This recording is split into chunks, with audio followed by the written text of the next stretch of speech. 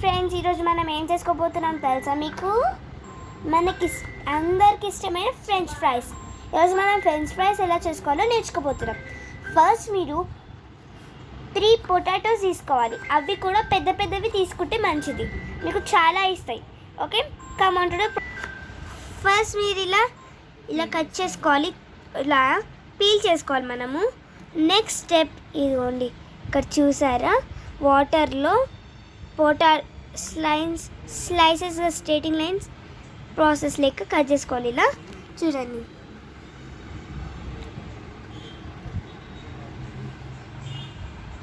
Cut చేసుకొని తర్వాత చూడండి, ఇలా మీరు స్లైసెస్గా కట్ చేసుకోవాలి.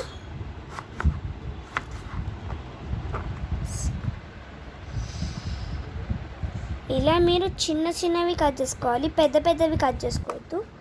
చూడొచ్చు,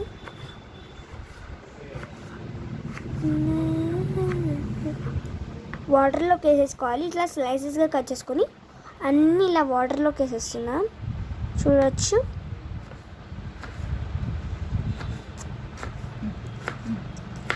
ఇలా అన్నీ కట్ చేసేసుకున్నాం. ఒకసారి ఇలా మిక్స్ చేసుకుంటాము.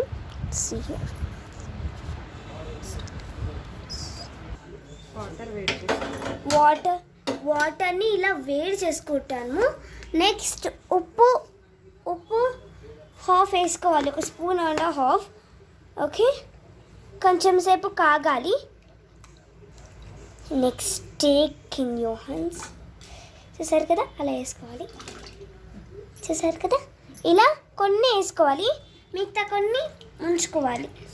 అన్నీ వేసుకోవాలి, అన్నీ ఇలా వేసేసుకున్నాము. చూసారు కదా, ఇలా మనం వేసేసుకున్నాము.